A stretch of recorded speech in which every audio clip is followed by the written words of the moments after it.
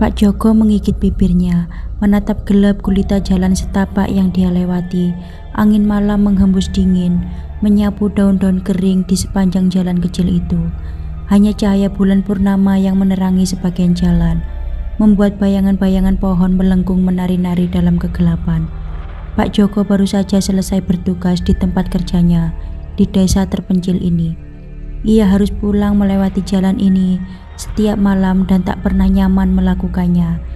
Jalan ini dikenal penduduk setempat sebagai Jalan Keramat.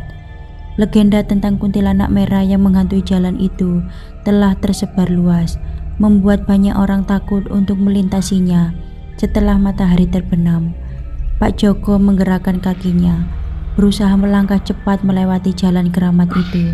Setiap suara daun yang bergemerisik, setiap ranting pohon yang patah berdengung terdengar seperti langkah kaki yang mendekat. Jantungnya berdebar kencang, pikirannya dipenuhi bayangan kuntilanak merah dengan gaun panjang dan rambut hitam yang terurai menutup wajahnya. Ia pernah mendengar kisah tentang kuntilanak merah itu dari para tetangganya. Katanya ia adalah seorang wanita cantik yang meninggal secara tragis di jalan ini bertahun-tahun lalu. Ia dibunuh oleh kekasih gelapnya yang kemudian membuang tubuhnya ke dalam sungai terdekat. Sejak saat itu jiwanya tak bisa menemukan kedamaian dan terus menghantui Jalan Keramat sebagai pembalasan dendamnya. Pak Joko menengadah melihat langit malam yang gelap. Bintang-bintang berkilau samar di balik awan tipis. Ia mencoba mengingat kata-kata ibunya yang selalu ia katakan sebelum tidur. "Jangan takut, Nak, Tuhan selalu menyertaimu."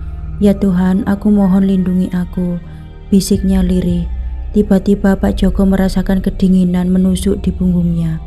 Ia menoleh ke belakang dan melihat sosok samar yang berdiri dalam kegelapan. Sosok itu mengenakan gaun merah panjang yang berkilau di bawah cahaya bulan. Rambut hitam membentang hingga menutupi wajahnya. Pak Joko terpaku, tak bisa bergerak. Perutnya terasa mual, nafas tersenggal-senggal. Ia menyadari bahwa sosok itu semakin dekat. Langkah kakinya ringan dan tidak terdengar suara sama sekali.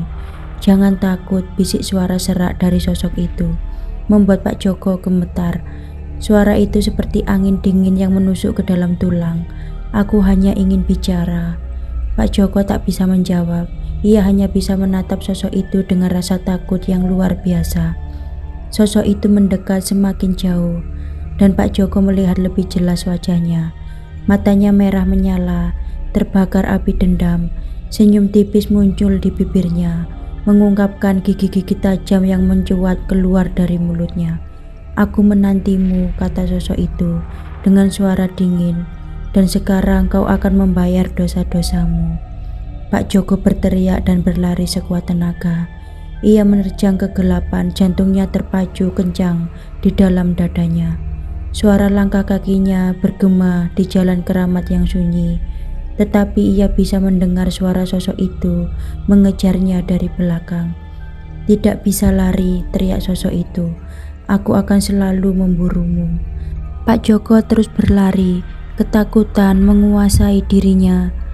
Ia tak tahu kemana harus pergi, hanya ingin menjauh dari sosok mengerikan itu. Ia berlari melewati hutan yang lebat, dahan-dahan pohon menyambar wajahnya, duri-duri merambat di kulitnya. Pak Joko akhirnya menemukan sebuah rumah tua yang terbengkalai di tepi jalan. Ia memecahkan jendela dengan tangannya dan masuk ke dalam.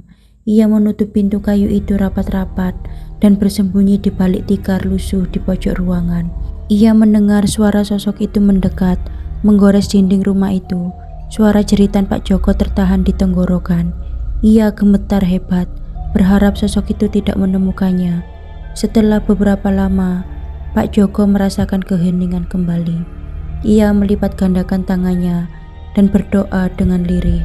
Ia tahu bahwa kuntilanak baju merah masih mengancam dirinya, tetapi ia juga yakin bahwa Tuhan akan selalu menjaganya.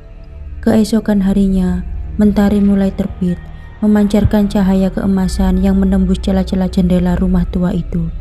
Pak Joko perlahan membuka matanya, jantungnya masih berdebar kencang.